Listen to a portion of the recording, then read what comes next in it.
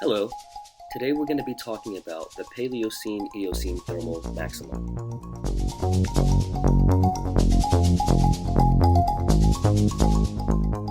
Our planet has been through a lot and has gone through many changes over the years.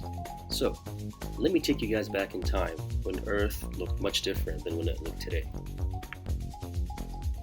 The Paleocene-Eocene thermal maximum, or PETM, happened about 55.8 million years ago, in between the Paleocene and the Eocene epochs. At the time, our planet was covered with habitats like temperate forests, deserts, and a bunch of rainforests around the equator. In the first 20 years, the global average temperature increased by 5 to 8 degrees Celsius. And the warming was greatest at the poles, with the land temperatures reaching an average of 23 degrees Celsius on the poles, and surrounding ocean waters would be around 20 degrees Celsius. As you can see, there are no ice caps. That is due to the fact that the temperatures were so high and water levels rose up. The oceans back at that time covered much more landmass than they do cover today. It is believed there were roughly 10,000 gigatons of carbon unleashed into the atmosphere, likely coming from a sedimentary or volcanic source. The ocean was also acidified due to high carbon dioxide concentrations, and 30 to 50% of foraminifer species went extinct due to this. Earth at the time was getting warm. If the world warms up, methane hydrate will melt, which releases methane, which makes it warmer and more methane hydrate is melted. It is noted that between 1.1 and 1.7 billion metric tons of carbon was released into the atmosphere at the peak of the PETM for at least 4,000 years.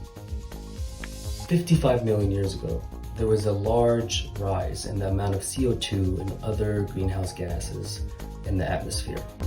Now, according to marine sediment samples that we found, these gases probably came from organic matter, like plants. Now, plants prefer to use a lighter carbon-12 in contrast to a heavier carbon-13. Now, during the PETM, there was a sudden drop of the ratio of carbon-13 compared to carbon-12. Nobody knows exactly what happened, but researchers suggest that some wildfire might have erupted and all that carbon rose up to the atmosphere, which led to that big change. This color-coded map is a simulation by NASA displaying a progression of changing global surface temperature anomalies. Normal temperatures are the average over the 30-year base period. Higher than normal temperatures are shown in red, and lower than normal temperatures are shown in blue. The final frame represents the 5-year global temperature anomalies from 2015 to 2019.